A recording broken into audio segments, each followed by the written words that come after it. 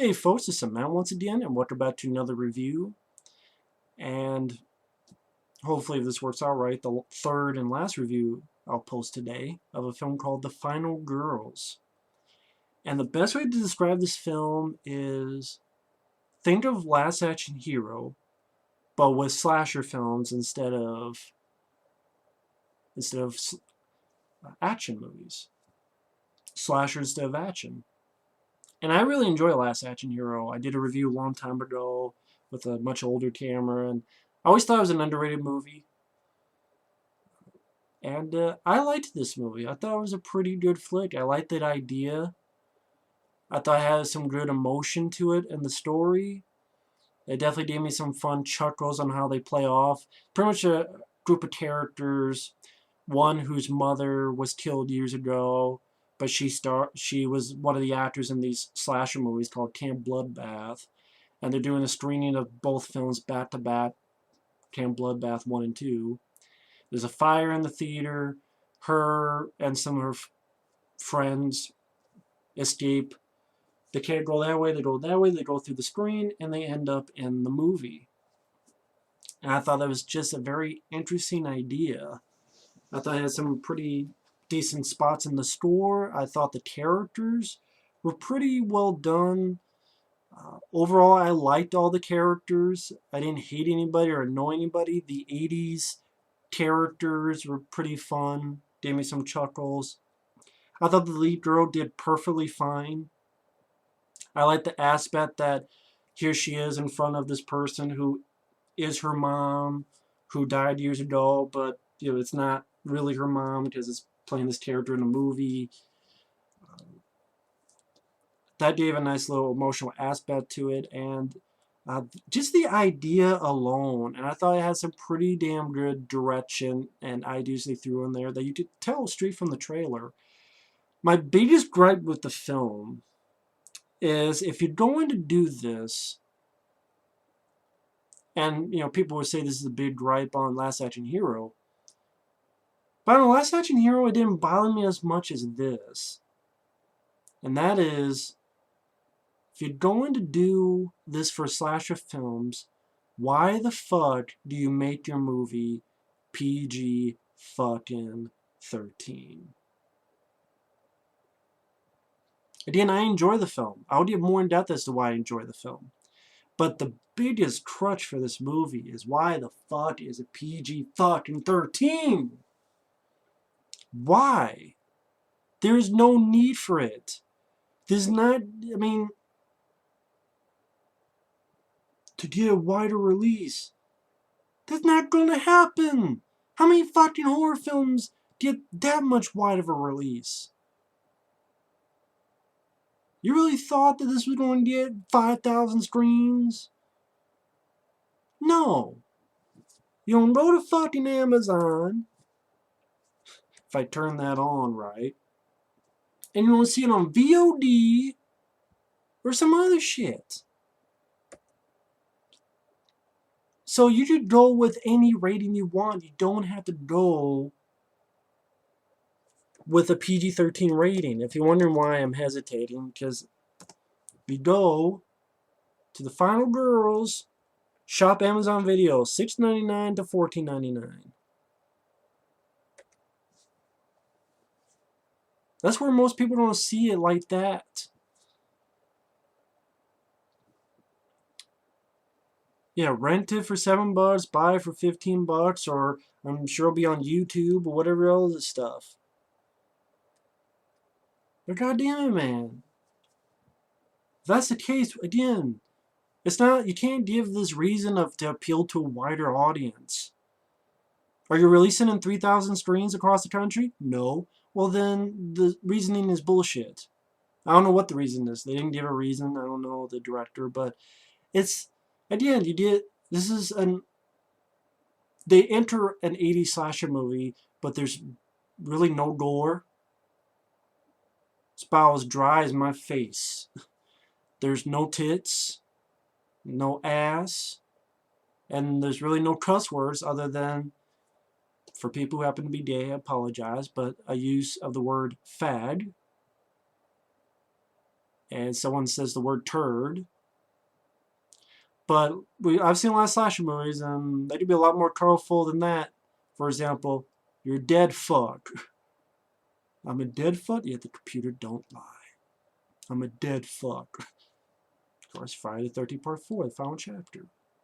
So, I like the film, but it's hindered for the fact that it's PG-13. I really do feel like it hurts the film. It doesn't kill the film, though, but it does hurt it. I'm sorry, it was stupid. That idea was stupid. But I do like the film. I mean, when it begins with this fake trailer for the slasher movie with that voiceover, it's shot in a grindhouse, and you have the old type of logos at the beginning, an old logo of what the film company or VHS company would have been, and you have actually the Friday the 13th type of chant. Not even type. It sounds exactly like the Friday the 13th chant. And I like the characters. I thought the actors did perfectly fine. We have, yeah, I do want to spoil stuff, but I have to give spoilers. Again, that's the only way I could do reviews, folks, is give spoilers. So starting now, spoilers. I do really like the film because I thought, if you watch the trailer, that's pretty much why I like the film. Is, I like these characters, and I liked the story, a little bit of motion to it. That was a very interesting movie to watch. It's not typical of movies nowadays. So that's one reason why I liked it. I thought it was, for the most part, well done, other than a few other little issues. Like, it shows outtakes at the end. This is not a fucking Jackie Chan movie. You don't need to see outtakes at the end. I don't think they were needed or wanted. And PG-13 is stupid. But other than that, more in the spoilers. Starting now. The lead girl having fun with her mom in her car, and the daughter spills stuff. And again, there's a little issue. There's a car crash, but it's not the best CGI of the car crashing. I don't know why they went that route. You can't have a car actually flip over and crash. I mean, seriously, you could easily just have a car hit and flip over. Did you really have to go the CGI route? Why do I mention that? Because it takes me out of the scene. I'm like, okay, I like these two. The mom being overly goofy with her kid, being supremely goofy, but the daughter's worried about the bills. The mom takes it and throws it out. Don't worry about that being... the daughter calling her a goof, calling her... I forget the actual word, but... And she's like, I didn't get much right in life, but I got you right. I don't think there's that dialogue, but and then the daughter accidentally spills stuff and car crash. But when the CG car crash, it just takes me out of it. It takes me out of the scene. If it's just a real car crashing that they've done in hundreds and hundreds of other movies that were low budget, why not do that so it doesn't take me out of the scene? It looked wonky as fuck. But it's years later, she's with friends. She has one friend who, I like that it's not the supermodel looking girl. She's a girl, normal looking girl with freckles. She has a stepbrother who is more into slasher films. Reminds me a tad bit of the guy who is the lead in Hatchet. Just a tad bit. Yeah, this guy who could be her potential boyfriend. I thought that guy did a really good job. He was likable. He wasn't an asshole or douchebag. Just a normal guy. And I liked him. And he was kind of awkward talking to the girl. But, he did a pretty good job. I don't know the guy's name, but sort of the lead guy in the film, I guess you could say. And then the guy who's in the slasher films, babes, oh yeah, come to this showing of these two slasher films that your mom was in, and please, Q&A, stuff like that. You're the daughter of this actress who's in this. She ultimately does go, because he says, oh, I'll do all your assignments in this one class for a whole year. And, they join her, and then the lead guy's ex joins them, and they're watching the slasher movie. And it moves at a pretty good pace. It's not a long movie. It's like, without the end credits, an hour and 20 minutes, give or take. So it gets to it pretty quickly. The fire starts, they escape, they find out they're in the movie, and it does some interesting stuff with this idea. For example, they see that bus from the movie pass and they realize what it is, and they let it pass. And then the screen says 92 minutes later. They see a repeat of that bus coming by. I thought that's actually a smart idea, because it's as if the movie, replays itself. So 92 minutes later, this bus comes back. So it's the movie replaying itself. I thought that was an interesting idea. When the movie ends, it just repeats. So I thought that was interesting. And they don't go on for 30 minutes of, are we in a movie? No, they did it real quickly, like people would. I like that. When they get in the bus, and the girl looks behind, and it's her mom. I mean, it's this character. But that aspect I thought was really interesting. That she had a mom who died of a car crash, but she's seen her mom who's younger and alive, but it's not really her. And she's like, hey, how's it going? What's your name? And then you see the tears from the girl's eyes, and she says her name. And you feel for the lead character is what I'm getting at. You feel for her, or I feel for her. I'm not speaking for anyone else. I feel for her. I like her. I feel bad for her. That's a good way to do it. That's a good way to do it.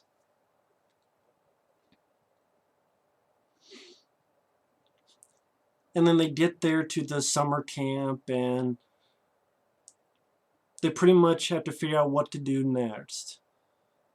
She talks to her mom and says, stay away from Kurt, you'll keep your shorts on, this and that.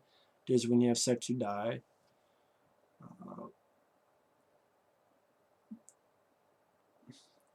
They had to figure out what to do next.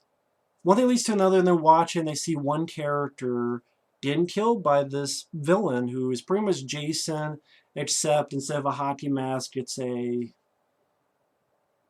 I don't know what the hell you call that mask. Seemed like something you would make out of pot. Like, not pot, but like clay. Or something. Like something you would see that would take it off from a totem pole or something. I don't know how to describe that mask. But I mean, there's certain things within the plot I think could have been done better. For example, why are these characters just watching these people get killed? Why don't you try to warn them? Great, it's not going to do any good. Maybe that's why. Because if the whole thing repeats, then it's like we don't want to get killed, and if the film's going to repeat and they're not real, maybe that's why. But I'm surprised that at least one of them didn't try to help them out. But yeah, maybe it's because of that. And the guy, like, he's supposed to be a smart guy who's into slasher films, but he's pretty much an idiot. Oh, I wonder if they're made of corn syrup or blood. Oh, no, that's blood. Oh, no, he's not going to do anything. It reminds me of that guy in Jason X. Oh, it's okay. He just wants his machete back. Although I do like Jason X. I think that's a fun movie. I mean, yeah, it's Jason Space. It's a dumb idea, but I think it's a fun film that doesn't take itself too seriously, especially when you have the sequence where he's in a VR in the summer camp. I mean, the film doesn't take itself too seriously. Come on now. It's Friday the 13th Part 10. When you get to Part 10, I think you could go a little bit screwy. Screwy. I think it's okay. That's an example of being screwy. And the guy gets like a machete to his side. But again, not too gory. Not that gory at all. I mean, for a PG-13. But I mean, you get some interesting ideas. For example, they decide, fuck it, we're gonna run out of here. They keep running, and then they come back. any direction they go, they just go in a circle, and the 80s characters keep saying the same lines to them when they come back. So it's like no matter what they do, they come back to the scene. It's as if the movie will not go forward until they accept. So I mean, that stuff there I think is very interesting. Like the rebellious girl arrives, who's supposed to be the lead girl, but that doesn't really work out. They split up to try to stick with some of these 80s characters so they don't do stuff to let the killer in. For example, the lead guy sticks with the 80s guy, and the 80s guy says, "What are you, gay?" And even the lead guy says, "My dads are gay, so maybe you should shut the hell up." I mean, it shows the difference between the 80s and today. And the stuff between the lead and her mom, non-mom, yeah, some sweet stuff to it. And also some interesting elements. When they all go into flashback, it's black and white. Even one of them goes, "What, am I having a stroke?" And they have to step over the titles that say 1970 or whatever the hell the 1960 or whatever the year was. One thing I don't understand is why do they just watch the flashback? Like, why don't, like, the whole flashback goes that, oh, they throw these kids through this firecracker at this one kid in an outhouse, and it fucked him up, scared him, burned him, and he runs away, and then he comes back and kills the people there. You guys was just watching the slasher movie. You had seen that scene when you saw the slasher movie. Why don't you try to help out? Try to get the firecracker away. And think, hey, if I get this, maybe it won't create a killer and there won't be a movie. I mean, if they can't change things, then let the movie show us that. There's some missed opportunities. I would have had one of the characters try to stop them, but if, for example, if they pass through, but obviously something does happen because later on when it's killing people in the flashback, the blood splashes on the woman's face and then they come out of the flashback and the blood's still there. So I'm like, well, maybe you could have affected something in the flashback. So I think that's some of those missed opportunities of maybe they try it and they make things worse, or they try it and they fail, or no matter what they do, or something like that. I mean, just having them just sit there and watch, I don't really understand what. It's like, why not try to stop it? Because if there's no killer in the flashback, no creation of the killer, there'd be no killer in that today. I mean, but they don't even try. I just thought that was a missed opportunity. But when they come back, the 80s kids are watching and see that the girl has blood on her face, and they're like, what the hell's going on? They both run for the hills. The woman who's supposed to be the lead girl, she gets in the car, ultimately crash. A guy gets flown out. The lead girl dies because the car blows up. That's another missed opportunity. The kills are really nothing to run home about. I mean, the guy, when you crush through the windshield, he has this weird, awkward angle to him. Like, really? That's the angle you don't put him in? But yeah, it's like, you can't be too gruesome because it's PG-13, which was, I think, stupid. There's a lot of gory comedies, splat comedies, like stuff Peter Jackson did, or Evil Dead 2. So don't tell me, or Return of the Living Dead, and don't tell me, well, if it's too gory, it won't be funny. Yeah, you can do that. So, I mean, I don't think it's as good as films like Behind the Mask, The Rise of Leslie Vernon, which is not the most gory film, but I remember it still being rated R and such. But again, I don't want to seem like I'm ranting on the film. I just have certain stuff that were missed opportunities. But the acting, the characters, the ideas, I thought were pretty well done for the most part. Like the lead guy saying, hey, we gotta make this booby trap to fuck up the bad guy. They put all this stuff on this girl because, like, if you strip tease and show your tits, he'll come. So you can't do that, no matter how much you're compelled to do so. So that's where I thought that made me chuckle with some of that stuff. Again, mixed in with the emotional angle of the story between the lead girl and the mom. She doesn't know that the lead girl, that she just sees her as a friend, gives her a friendship bracelet. There's some nice stuff there. Then when the trap sets to go, they let the other girl strip tease to the tune of Cherry Pie. She's my cherry pie. That made me chuckle. And then when you show her breasts, granted, we don't see it, but the killer does. And the killer stupidly falls on the bear trap. But again, it's not gory or anything like that. It's about as dry as this fucking... This is dry as the fucking desert. But still, the booby trap works for the most part. This thing hits the bad guy. He impaled by antlers. I like this one guy who the freckle girl had a crush on. It's an African American guy, and he seemed like a sweet guy, but he goes down to get the machete, and ultimately he gets killed. So it's sad that he got killed, but the scene, I thought it had some really good camera work in the sequence, because it goes from the killer killing the guy, and it pans to the lead girl doing like a 360, and then she's like, we gotta get out. Then it pans back to the freckle girl checking on the guy, and I can't describe it, but I thought the camera work was really well done in that sequence. And even throughout the film, so there's some nice camera angles. I mean, I think it's a pretty decently directed film. Some nice camera work in the flick. The kills come after them. They're shooting flaming arrows. The freckle girl and the ex, kind of a bitch, but I like that they gave her some character development. There's a scene before that she apologizes and says why, because she used to be the lead girl's friend as well as the ex of the lead guy. And then when your mom died, you were like cut off and you pushed me away and I got jealous.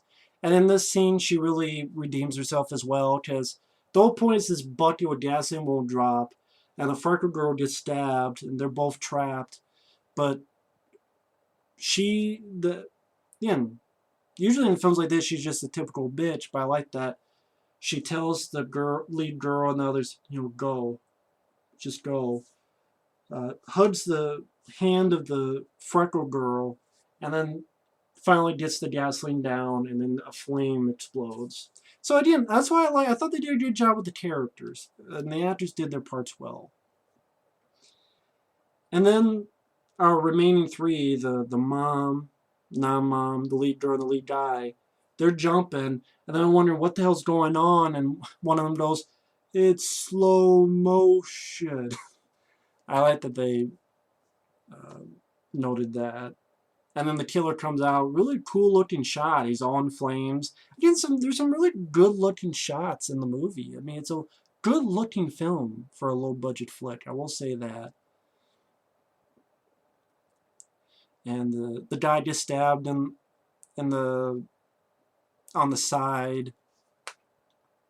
And I thought one really creative thing is they made the mom, that girl, because she's the one who told the flashbacks, as again goes, tell the flashback again, tell the flashback again. And they go back into the flashback so that the flashback plays again and the killer comes up and gets hit by the car in the flashback.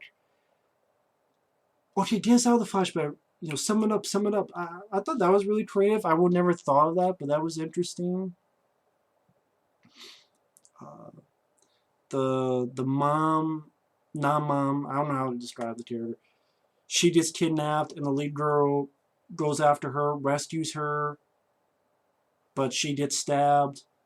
And then the mom, non-mom says, I know why it's not working, because there's still me left. There has to be a final girl. I mean, the guy's okay, because, sometimes these movies there's a guy as well, and he's just stabbed to the side. But the mom goes, you have to be the final girl. And then the girl says, no, you can't do this. Reveals that in the real world, you're my mom.